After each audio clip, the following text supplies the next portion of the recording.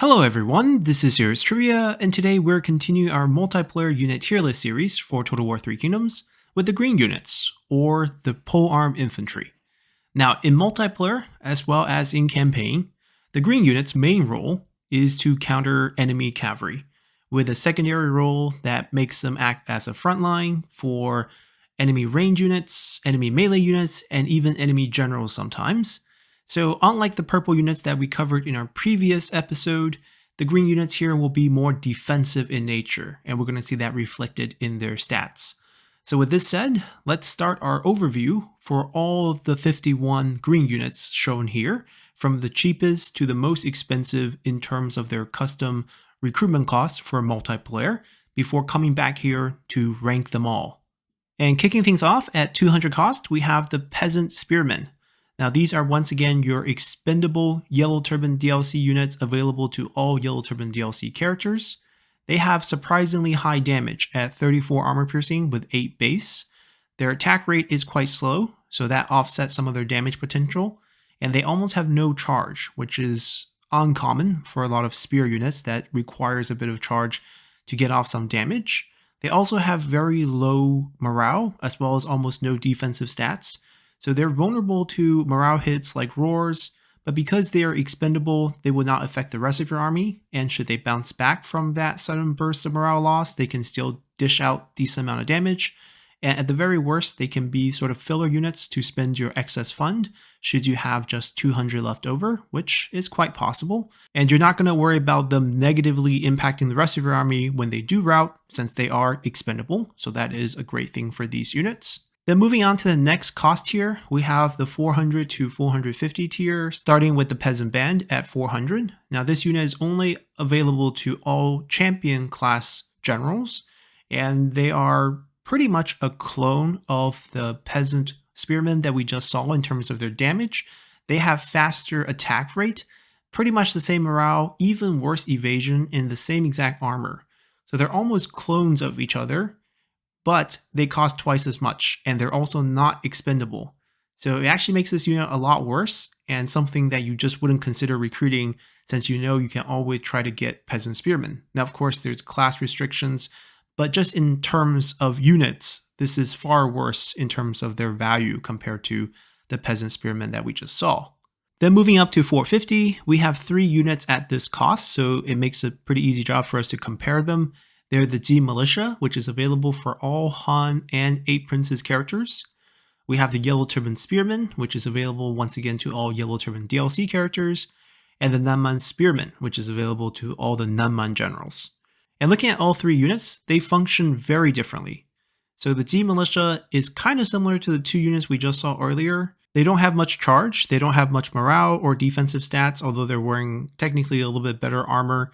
They have worse damage because more of their damage now skew towards base, even though they have the same attack rate as the Peasant Band. So overall, they're an average version of the Peasant Band that costs even more, which makes them actually far worse. As for the Yellow Turban Spearmen, this unit is quite different. It does have access to formations, which gives it a slight advantage. It has slightly better defensive stat because it carries a shield, thus enabling it to protect itself from enemy range with 55% range block chance, as well as extra stats for evasion and armor from the shield itself. The damage is poor. It doesn't attack very fast at 16, even though most of its damage is skewed towards armor piercing, but it's even lower than the Peasant Band or the Peasant Spearmen. Morale still a problem, also no charge. Then moving on to the Nanman Spearmen, we have a unit that has a different damage classification, with almost all of its damage in base damage. Seems like they're holding a spear that doesn't have a metal point, and they will make up for it with slightly faster attack rate, so depending on the enemy you're fighting, most often you'll be fighting high armor enemies in multiplayer, since players tend to go with more elite armies, thus heavily reducing your damage on the Nanman Spearmen. Fortunately, they do have good charge finally, so first spear unit so far that has good charge, but overall still huge issues in terms of low morale, and these units all do not have expendable, unlike the Peasant Spearmen, so it makes most of them pretty hard to use in your army despite their relatively cheap cost. And speaking of costs, moving up just a little bit to 460 to 475, we have the Qingzhou Halberds, Bandit Gang, and the Z Defectors. So the Qingzhou units are available for Cao Cao's faction, or any general that's associated with him. And in the Qingzhou Halberds, we have an offensive powerhouse of a cheap unit here with 23 base plus 23 armor piercing that can double once you hit your low morale point, where misplaced devotion activates when your morale is low. You become unbreakable and at least guarantee 30 seconds of very high damage output. You will lose 100% of your melee evasion, but fortunately, your base melee evasion is 6. So who cares if you go down to 0? 25% armor, nothing to gloat about. Low morale here doesn't hurt you because it helps you activate misplaced devotion. And after it ends, if you come out ahead in the fight you're in, you could bounce back to positive morale and join the fight again until the cooldown for misplaced devotion comes up again, and you could do this multiple times in a fight. So they are much better compared to the other units because they're guaranteed to be able to dish out damage when the other units will be fleeing in those moments. Then moving on to the Bandit Gang, this unit is obviously available to all Bandit class generals, and looking at the stats, really nothing fancy here. We're still looking at a pretty basic unit, similar to the Yellow Turban Spearman, where you have a shield now, so you have a bit more defensive stat, but your offensive power is very low, your morale is still very low, and your charge is there, but not very high either. So overall, it's going to be kind of hard to use this type of unit. Then moving up to the Z Defectors, what we have is Zhang Brothers, or Zhang Jiao, Zhang Liang, Zhang Bao, a specialty from the Mandate of Heaven DLC. And these Defector units in general are all terrible because they have the same exact stats as their generic counterpart, in this case, the Z Militia. They have slightly higher charge, but even less morale with the same exact damage and armor and evasion, but at a higher cost. So these are just terrible, and we don't really need to look at them anymore. Moving on, however, at the 500 price range, we have a bunch of units, starting with the Qiang Polearm, available to Han Sui, Ma Teng, Ma Chao. And these are pretty decent unit. You have the high armor piercing damage plus the high attack rate, decent charge, very lightly armored. The main issue you run into with Qiang units is that when you pick one of these 3 commanders that can actually recruit Qiang units, you want the cavalry. You're not really recruiting them for a polearm infantry. Now, should you have a little bit of money left over, even though 500 is really no small amount, you might want to get a couple of these to protect your flank. They have decent damage output. Their morale is low, but at this price you can't expect too much more, unless you're going for those Qingzhou units, which I highly value because of that moment of unbreakable. But overall, the competition for this unit is quite high, which makes them not really feasible to recruit. Then for Qingzhou Spears, we have the second Qingzhou unit. This one actually carries a shield. We have a 60% shield and more defensive stat from the shield. The damage is pretty standard for these one-handed spear units that are holding a shield. 23 armor piercing, 7 base, 20 attack rate. That's very standard. So when you double this, you end up with less damage than the Qingzhou Halberds. But because of your defensive stat, it could make up for it depending on the type of army you're going up against. Obviously, these would also be a little bit more expensive and they have a little less charge. So there's sort of the more defensive option that can help you hold the line better because they won't break that easily. And even if they do break, they get 30 seconds to try to come out of that situation ahead and keep fighting. Then moving on, we have the Territorial Spearmen. They're only recruitable on Tao Qian since this is his faction unique unit, and they are simply terrible. So if you happen to be on defense, which you could control in multiplayer, it's not that hard. You can negotiate with your opponent or maybe set up a room where you start out on the defense. Then you can get the Master of Defensive Melee bonus that you see on the bottom for the duration of the fight. 10% extra damage, 10 morale, 10 evasion. So 10% evasion puts you at 16, not super high. 10 morale puts you at 30, not super high. Actually, all you need to do is look at the unit to its right to kind of compare those values to know that it's not a huge upgrade. You still have very low charge. Your attack is still low. Even with the 10% boost, you're looking at 37 base damage plus 10% of 11's another point, 12 points of armor piercing. It's still laughably low because most of the damage is on base instead of armor piercing. And it's really just not worth it, because sometimes you're not going to be on defense and you end up with just these stats here, and they don't look very good at 500 cost. Then moving on to its direct right, we have the Fervent Defender. Obviously, this is a yellow turban unit available to Gongdu, Pei Yuanshao, Zhang Kai, Zhang Bao, Zhang Liang. I think they are the veteran type. And looking at the stats here, it's comparable to the Qingzhou Halberd that we saw earlier. Pretty much slightly higher charge, much better morale in this case, but they don't have the Unbreakable. You have decent damage at 20 attack rate, 23-23. Defensive stats okay at this price level, nothing fancy. I wouldn't rate these super high, but they're not completely terrible, I guess. Then finally we have the Wolfpack, and this is one of my favorite units when it was launched, but unfortunately the passive was broken, but they did manage to fix it before they cut support. So on the latest patch, the Pack Hunter passive buff does work. And if you look at it, as long as you have more than one of these units near each other, so you have a pair of them, they'll give each other plus 100% melee charge bonus. And their charge bonus at this price level is already the highest we've seen so far, 84. It will put them at 168 charge, which is pretty much like a melee cavalry unit even. They'll also get 50% speed boost off their base speed of 34, putting them at 51, which is incredibly fast for infantry, pretty much unheard of. And their charge speed bonus that they will get when you have a target selected would also increase by another 50%. So essentially they'll be closer to 60-70 speed when you're charging at someone. And that's not it. You also cause terror. So when they're low on morale, they would get another morale penalty on top of that. So obviously these units are fearsome chargers. And if you look at their attack, you have 39-7. It's not the best distribution because most of it's on base, but you do have 24 attack rate, which is quite high. On top of that, you get 30% evasion, which is also super high, and 20% armor. And you also get 3 javelins that you can throw as you charge. And these javelins hurt 50 armor piercing, 20 base. So that makes up for a bit of your armor piercing lacking in your base damage. But overall, you can use your charge bonus as a damage boost when you do charge into enemies with your close range attacks.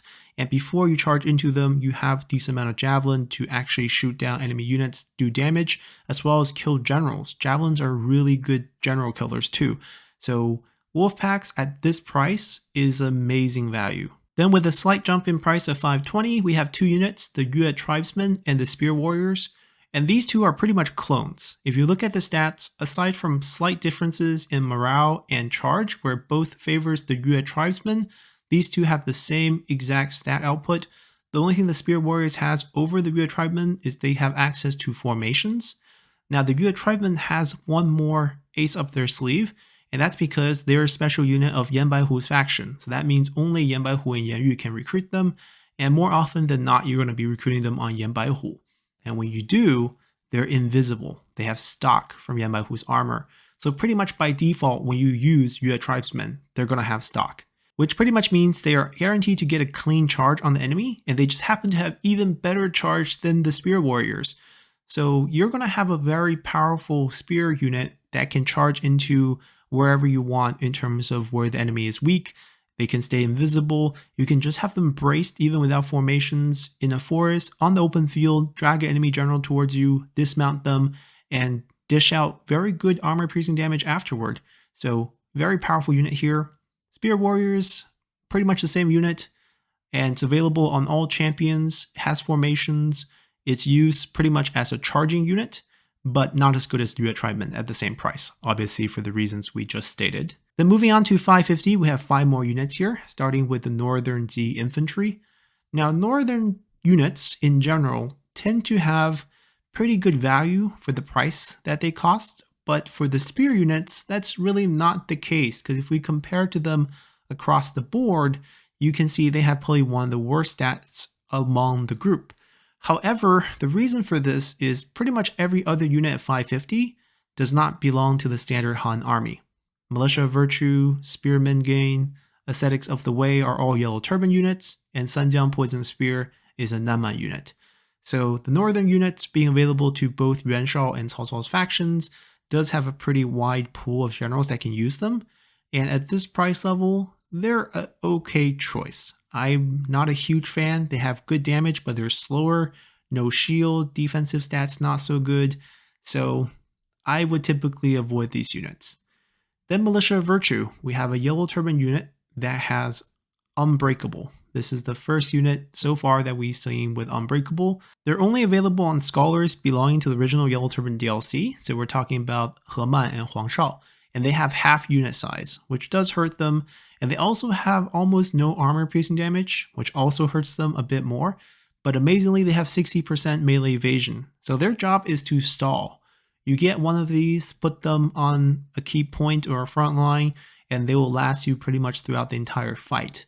They're not going to dish out a lot of damage, but they can be great frontline options if you're not facing against range, and more often than not, you're not going to be facing against range in multiplayer, so you'll be fine in that regard. And looking at the health, even though it's half unit size, the health is only 25% less. So in reality, each unit of Militia of Virtue has 50% more health than any other unit we've seen so far, because all of them have, 72k divided by 120. We have 54k divided by 60 here, resulting in about 900 health versus 600 health on all of the other units that we've seen so far, making them actually even better at holding their position.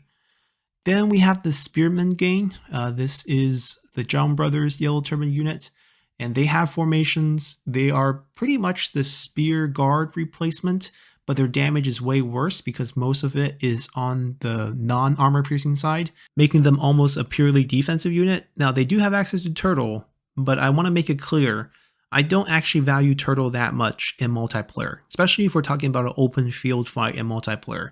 If you're attacking a siege battle and you have to go up against towers, that's a different story. Then Turtle is really, really valuable. But in most instances, if you're in an open field battle fighting, two regular armies, Turtle doesn't help you.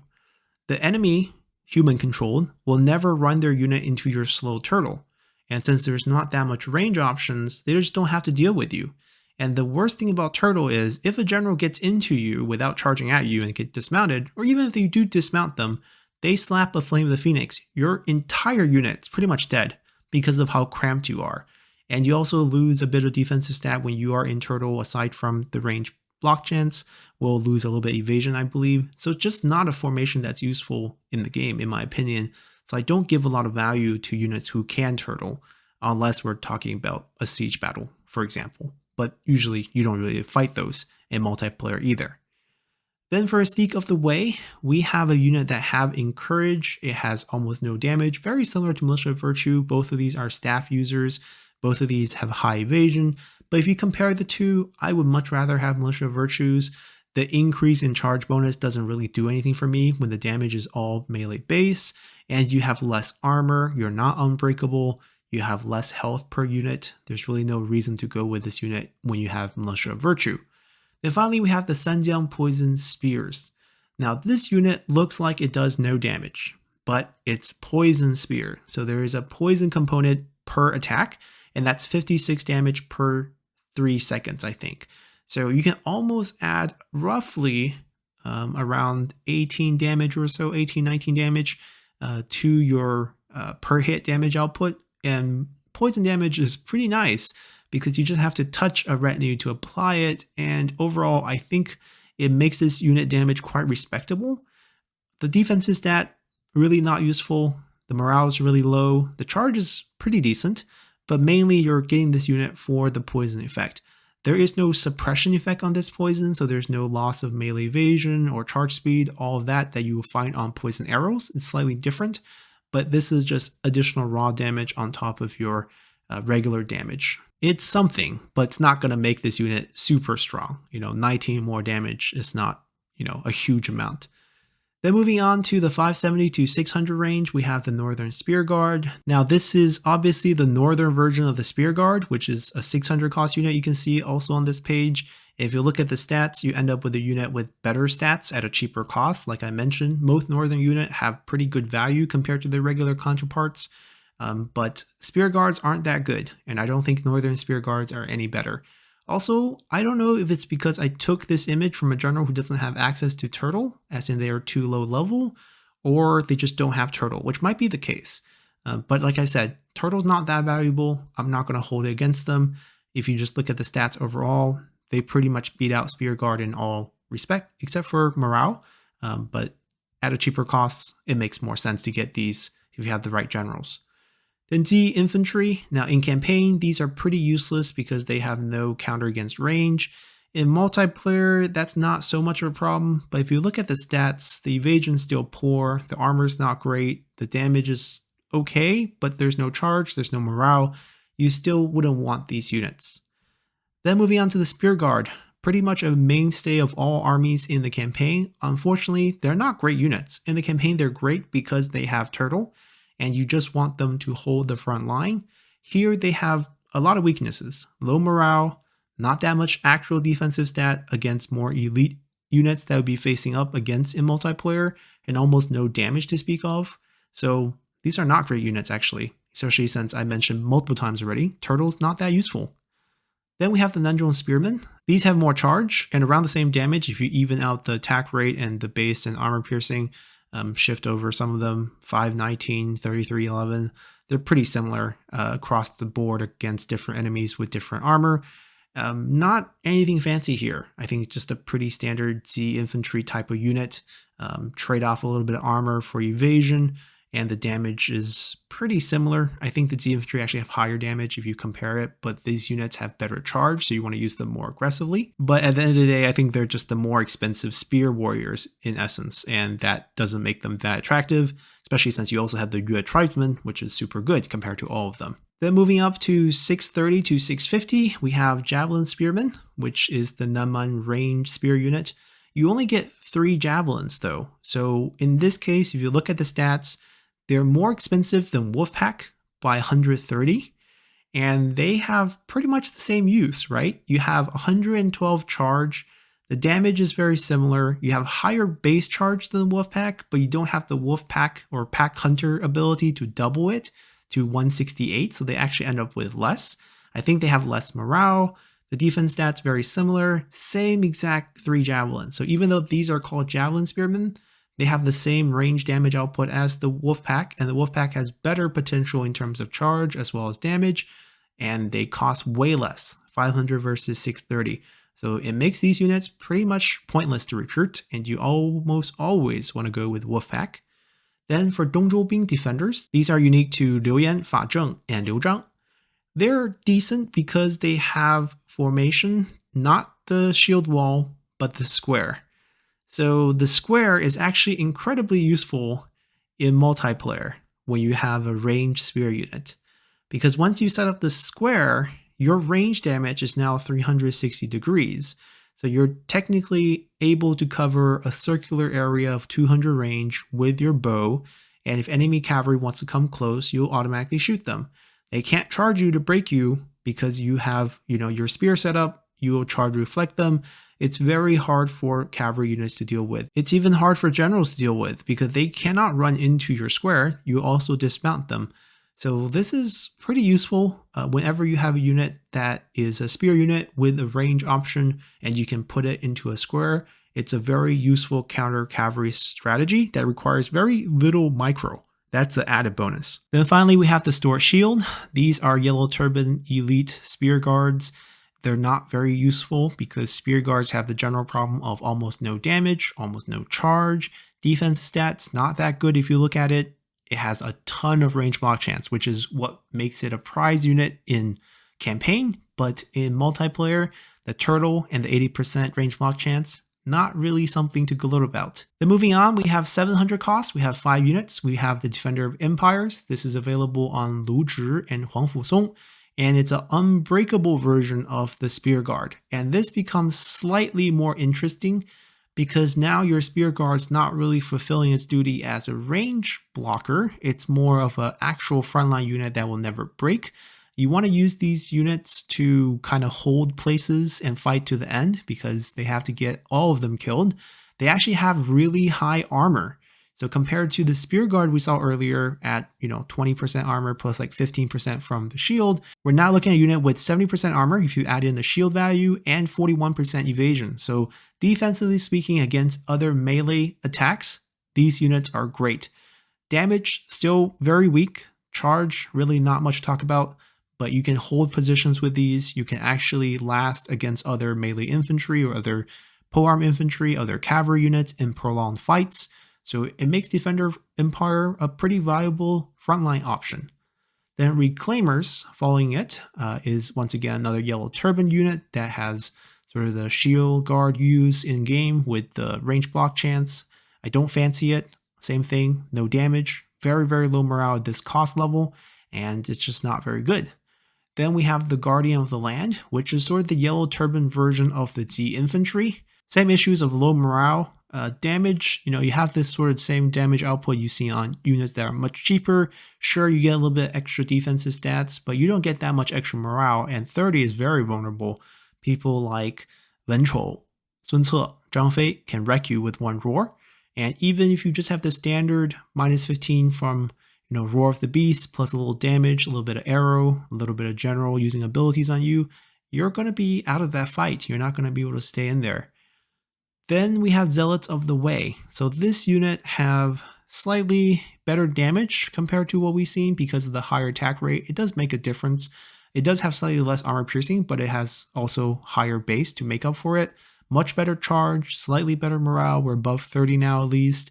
Evasion's good, and it can get a lot better because it has a special ability. I think it's called like some focus. I gotta cut it off because it's really long because it's just 5 phases. Pretty much after you fight for a minute in combat, you give up all your armor and you now have 88% evasion.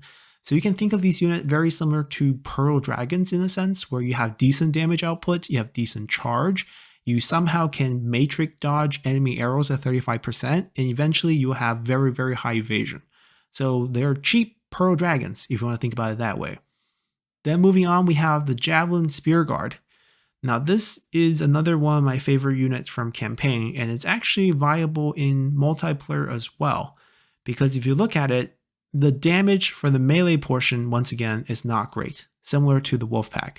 It makes up for it with the javelin it carries, and you can shoot these javelins while you're in turtle formation and moving. That is pretty useful, even though turtle formation obviously not the best thing in the game, but if you move up a turtle formation of javelin spear guards against the enemy general, but not charging at them, because if you charge you break turtle, but just like inching forward towards them, they can't do anything about you. They can't stay within 60 range of you, or else you're shooting those javelin into them, and it does massive damage. I think one volley of these javelins will take out about 2k health on a general. It doesn't seem like much, but that's pretty good, especially against a strategist who has like perhaps only 10, 15k health, or if you're even up against, if you're up against a champion who has like 60k health, 2k is nothing. But for javelin units to do that just from one volley of their range component, that's not bad. Defensive stat wise, it's not great, but we still at 38% evasion with the shield and 34% armor, 55% range block chance, access to all the formation in the game. Damage is okay, charge is very high, morale is respectable. Nothing to complain about this unit really. Then finally moving on to 750, we have Infantry of Jin. This is Liu Bao's variant of the Spear Guard. Has pretty much the same stat as the Spear Guard. Slightly better defensive stat, but you're also paying more for it. I think the most important thing you're paying for here is the morale compared to the regular Spear Guard. But just like the regular Spear Guard, damage is really poor. Not really worth it. Defense stat gets better, but the price obviously jumps up as well. Then we have the Black Mountain Outlaws. These are only available on Zhang Yan. They cause scare, they have good charge, but in essence what we're looking at is a Spear Warrior. And they're not invisible Spear Warriors, unlike the Yue Tribesmen. And the price is so much higher than a Spear Warrior or Yue Tribesman, which is only 520. We're now at 750 for a unit that's pretty much the same thing, with only 7% armor. Really not the price you want to be paying for a unit of this quality, despite its potential high damage with 34 armor piercing. Then we have an 8 Princess exclusive unit for Sima Wei, the True Spearman. Damage is good, armor is good, evasion's really bad. Charge is okay, morale is okay. I don't think it's terrible, but it's not great. I don't know if this is the reason why you would want to go with Sima Wei, for example, right? To pick a 8 Princess character that has a much more limited selection of units. I don't think this is worth it. Then we have the Gallant of the People, which is only available on Zhangliang, and this unit is very similar to Spear Guards in terms of design. It's a short one-handed spear with a shield, blocks arrows, have most formation, does not have turtle, but I don't hold that against it because turtle's not that useful unless you're sieging, like I said. Same damage output as the Spearman, much higher morale, higher charge, Much better defensive stat. We're looking at 41% evasion plus 55% armor. So it's not terrible. It also gives encourage nearby allies. At this cost, I think this is the only variation of the Spear Guard aside from Defender of Empire that I might consider. Just because you got 62 morale, you're pretty immune to most morale damage in the game. So semi-unbreakable, if you want to consider it that way. And it can also help the morale with nearby units, and it can hold the position like what's intended to do as a frontline unit. Then moving up, we have Shield of the South, which is a Nanman variant of the Spirit Guard again that also has encourage all the formations. Damage is even worse. 30 base, 2 armor piercing, absolutely terrible. Defensive stat is up there, and you do have charge, but I don't think you want to be paying 780 for this unit. Even the Javelin Spear Guard that we saw earlier, much better, much more useful with the high armor piercing from the Javelin, and still very good defensive stats from its shield plus the base armor that it has. Then we have Tiger Guards at 785. These are available for all the Wu generals, and the only thing you want these for is the Guard. Guard passive gives your general that's nearby, 35 meters, 25% damage resistance. Damage-wise, they're once again a clone of Spear Guards. Pretty much a ton of units in the game are clone of Spear Guards. No offensive power. Defensively speaking, Tiger Guard's not bad. Morale is okay, not super high, but you're really only recruiting these guys for the Guard passive to keep your generals healthy and more capable. You're giving them, essentially extra health, right? It will take the enemy much more damage to kill your general. 25% damage resistance means, let's say they're supposed to hit you for 100, they hit you for 75. They have to actually dish out much more than 25% extra damage to kill you. They have to dish out 33% extra damage to even this out. So 25% damage resistance, sure, but it's basically requiring the enemy to dish out 33% extra damage, which makes it even better, on paper. Like 50% damage resistance means the enemy has to double their damage output. It does not stack, but 25 is great. It stacks with a few other things. If you have Zhurong and Meng Huo for the love passive, the passion, which is 25% on both of them if they're on the field, and then you get the guard passive in the game, that's 50% for them. And that means, you have to do twice as much damage to kill them. Pretty hard to do. They also stack with Xu Chu. And that's the reason why I have Xu Chu banned in the tournament, because Xu Chu gives 70% damage resistance to nearby generals, and that stacks with guard. So that means, aside from Xu Chu, who will have only the 25% from guard, he does not give his own damage resistance to himself.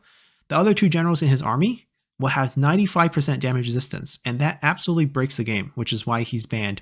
You can't really play against that, especially on romance mode when generals are insane. So guard is great. You just need 1 or 2 Tiger Guards, keep them alive, keep them close to general. They don't even need to do damage. They don't have damage. They're just here for defense and providing guard. Then moving up to 800, we have the Northern Veteran Z Infantry as well as the Northern Veteran Spears. These are like their non-veteran versions, slightly better value, similar stats to some of the regular units, whether that's the Z Infantry or the Heavy Z Infantry in this case, or the Heavy Spear Guard. I don't think they're particularly great, but I guess they're not terrible units to recruit either. The attack speed on the Northern Veteran Z Infantry is a little bit low in my opinion for the damage they offer compared to, say, the Heavy Z Infantry if you take a look at it, but they have slightly better defensive stats, and that's pretty much it. They're pretty much clone of each other if you take a look at it. Then for the Northern Veteran Spear, they're sort of the same clone version of the Heavy Spear Guards, but in this case they're cheaper, so there's a little value there. The Warrior of Ye is only available to Yuan Shao's faction, and if you look at their similar cost to the Heavy Z Infantry, aside from having more charge, there is almost no reason to recruit them because the armor difference is massive, 21% difference. But that's sort of the trade-off I guess you offer if you want a more defensive frontline unit versus a more aggressive unit. But even if you get aggressive with this damage, comes back to the point, why not just get some Spear Warriors or Yue Tribesmen for almost half the price? I mean, it's not entirely half, 520, but much cheaper. So I don't see a reason to get these units pretty much at any time. Then taking a jump to 850, we have the Heavy Spear Guard we just mentioned. The stats not good, the damage is low, the defense stats is bad too. It's pretty much recruiting a Tiger Guard, but with worse stats, without the guard passive either. So I don't know why you ever want these. Then we have the T Guardsman. Now this once again is another 8 Princes unit for Sima Jiong. It's not completely terrible, but it is pretty pricey. It is on a restricted general, doesn't have charge despite the high base damage, has a lot of armor, and that's pretty much it. So I wouldn't go for these ever. And then jumping to 1,000, we actually have a lot of units at 1,000 costs. Now higher cost is not a bad thing. I mentioned before, multiplayer is about smaller, more elite units, and these are the more elite units. So first thing we have Imperial Defenders. These are Liu Biao's variant of the Heavy Spear Guard. Similar problems, Heavy Spear Guard, no damage output, much higher morale, that's what you're paying for, and slightly better defensive stats in terms of evasion and armor. And then we have the Ye Vanguard Spearman for Yuan Shao's faction. This unit is the best cavalry counter in the game because you can put it in square. Sure, the range is only 160, but that's good enough. You're pretty much keeping the enemy cavalry away from you within a 160 range. And the reason why I say they're the best is because their alternative range weapon is a crossbow. And the damage on those things are insane. 56 armor piercing, 24 base. So you absolutely shred shot cavalries. Doesn't matter their quality. Even if they're bringing heavy shot cavalry, cataphracts with insane armor, these will shred them. And they can't get close to you. They cannot charge you if you're in square, and you can keep your army safe from a lot of highly mobile cavalry from all angles once you're in square. And that's the key. And it's not micro intensive. The only thing you have to watch out for is the enemy baiting out your low ammo with other units aside from cavalry. So that's the only micro you need to be mindful of. Aside from that, very powerful unit. Even in melee, it's not terrible. Let's say you finish up all your shots, you charge these unit in, the charge is over 100, so that's pretty good. The attack is still pitiful. It's the same as the spear guard damage, but your evasion and your armor stats, it's respectable. You're over 40% evasion, you're close to 50% armor, so your survivability is not bad. You do have more armor piercing damage, so that will help depending on the enemy you're fighting. But the true value here is protecting you from enemy cavalry. If anyone foolishly charge their cavalry even around these units, not even at these units, the cavalry will just get shredded instantly almost. Then we have Defender Hebei, the upgraded version of the Warriors of Ye, and the upgrade is pretty much more charge, more armor, and that's it. And you're paying pretty much an extra 150 for them, or actually 200 for them. And I just don't know if that's a worthwhile price because they're not really flexible. They're just a charging unit, and we said it many times, why not a Spear Warrior here? And we have Azure Dragons. So Azure Dragons also have the dual range capability, so that makes them pretty good against cavalry, but you're using a bow, you get more range for that, but a lot less damage output. You do have more variations in your arrows, so perhaps fire could help if it's a lot of forest, perhaps poison can help if you want to do a little bit of charge suppression with the poison arrows. In melee combat, they will be slightly better in terms of drawn out fights, because they just have faster attack rate, more damage overall, and better evasion up front, better armor in total as well for the same price. But the crossbow versus bow difference is huge. So it depends on how you want to use them. They're very similar. You don't have a shield on these, so the other problem you could get is the enemy having some sort of range, could be even range cavalry, and they could just outshoot you with range if it's Qiang Hunters, which is a pretty popular unit in multiplayer, which would be less of a problem for the Ye Vanguard Spearman, who has a shield and thus 55% range block chance. Lastly, we have Arm of the Supreme Peace. This is a quarter-sized unit for the Yellow Turban, and they're only recruitable on He Yi. They're not unbreakable. They have insanely high damage and splash attack, but they have very low attack rate. Like pretty much every single slash damage unit in the game has this issue of only 15 attack rate. Their biggest problem for me is you only get 30 of them, and that makes them incredibly not worth it. Doesn't matter they have splash attack. You're only getting a quarter of the unit for the price, so you only get a quarter of the damage, because these are per unit damage. So even though the other damage have been poor and this one's super high, you get 90 less people to do this damage. So it's not that great. And just because of that, I don't think these units are really viable. Finally, at the very top end of our price range, we have Imperial Gate Guards at 1100 and Protector of Heavens at 1150. And I think both of these units are pretty worth it because they have just way better stats compared to everyone else. If you look at the Imperial Gate Guards, you need at least 2 Imperial units to get the bonus passive. You get 64 morale with the passive, 74% evasion, plus 10 flat armor piercing melee damage. So you're at 25. So 35, 25 with 24 attack rate. Super high damage. 164 charge. Wonderful. 53% armor, highest you can have on an infantry unit without a shield. And 35% matrix dodging ability for arrows. There's no complaint here. I think this is just a great unit overall. Protector of Heaven, same thing. You have, without the 10 extra morale, the same amount, 54, 144 charge, a little bit less. The damage is a lot better because you have 32 attack rate. That's massive. That's 33% more attack rate compared to Imperial Gate Guards. 51% evasion, a little bit less, especially without the 10% bonus that puts it at 74. But you're also costing a little bit more, so it kind of looks bad. But overall, higher damage output, and you don't need multiple units to get the bonus. If you fight to the end, even at the very end when you're the last unit remaining, you still have these stats, so that's a slight plus. But both of these units at 50 price difference are excellent, elite options for the polearm infantry. And that's really going to wrap up our overview. We're going to go back to the tier list and rank all these units now. Alrighty, and like what we did with our purple unit tier list, we're going to start from the top going to the bottom, because most of our units are going to be D tier, a tier that I consider you pretty much should just ignore the unit for multiplayer. You shouldn't really add them to your army. There's always a much better choice, and adding them is actually a detriment to your force. So let's start from the S tier. And a unit that I've been praising is going to be the Wolfpack.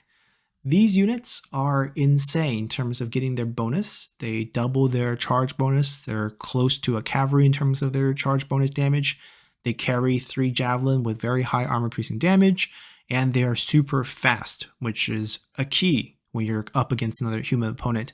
Mobility and flanking enemies, outmaneuvering enemies is going to give you a huge advantage. And I think these units deserves an S tier rank here in the multiplayer tier list. Then joining them, we'll have the Yue Tribesmen. And these are going to be Yan Baihu's faction unique unit. They're prized because if you get them on Yan Baihu, they're pretty much a better version of the Spear Warrior with all the charge bonuses, with all the high damage, and they're going to be stock, and they're going to be cheap. And you could get enemies in trouble by charging into them when they don't know they're there, and you can also charge into enemy where they're most vulnerable. Then following them, we have another Nanman unit. We have the Javelin Spear Guard, and they're prized also for their Javelin. They also have great defensive stats. They have decent amount of offensive power after the Javelin. They have access to all the formations, which I know we don't value too much, but it's still nice to have them. They're not cheap, but they're not that expensive compared to a lot of the Spear Guard variants, which they sort of are. And they have the added benefit of having those javelins to make up for their slightly poorer damage. And then jumping to something a little bit more expensive, we have the Yue Vanguard Spearmen. So these units are much more expensive compared to everything else we have shown, but they are worth it because they carry that crossbow. They're going to be a very easy anti-cavalry option, the best anti-cavalry option in the game, in my opinion, for multiplayer especially, since you can almost just drop them in square and forget about it, protect your flank. Enemy cavalry can't really approach you from any angle, which shut down any sort of flanking possibilities. And they're available on decent amount of generals because anyone from Yuan Shao's faction can recruit these, so there's definitely value there. And then at the very end, we're going to squeeze one more unit into the S tier, and that's the Tiger Guards. And they're obviously here because I mainly play on Romance mode, and even if you don't play on Romance mode, you play on Records mode, giving your general 25% damage resistance is quite good. Especially on Romance mode. You keep them alive longer, they can use their abilities more often, they can turn the tide of the battle for you. So despite their stats, which is not great for their cost, they're still going to end up S tier for me, just for that guard passive. Then moving into the A tier, we have the 2 Qingzhou units leading the way. So Qingzhou Halibuts, these are the more offensive Qingzhou units. And then we also have the Qingzhou Spearmen, which is the more defensive option. And they're both here because they have misplaced devotions. They will get the job done. They won't rout away like any other units in the game. When they're low on morale, they go double attack and dish out damage, fight to the bitter end. And they win during that period because double damage is very impressive for these units. Actually, if you look at the Qingzhou Haubitz with 2323, double that 4646 is higher than any units here on this list, except for perhaps the Arms of Supreme Peace with that ridiculous 69 base damage. But there's only 30 of those guys, and here there's 120 of you, and you're so much cheaper than that unit, almost half cost even. So much better value and an excellent unit to use in multiplayer, whether you're hoping to hold down the area or just sending them in to dish out as much damage as possible for the cost that you invested in them. So great options here. And then also joining them with a very similar idea, we have Defender of the Empire. So because they are a Spear Guard variant, their damage is not very high, but they have very high defensive values, probably one of the highest in the game, and they're unbreakable. So their job of holding an area is going to be great. They have access to all formations in case you need them, and that's pretty much what they're good at, being unbreakable and being able to hold with high defensive value. And speaking of high value, we are going to put in the 1100 Imperial Gate Guard. Now, of course, these units are better. We have multiple ones of them, and their stats just off the charts. Of course, their price is also off the charts, but I don't think it's that ridiculous to spend a little bit extra for more premium stats, and their stats is definitely as premium as it's going to get. And speaking of premium stats, we can't forget the most expensive unit, the Protector of Heavens. And for the same reason, they're going to be A tier. They're really worth the price that you're paying here, so that's going to put them in the A tier here. And then moving down to the B tier, we're going to start with Zealots of the Way.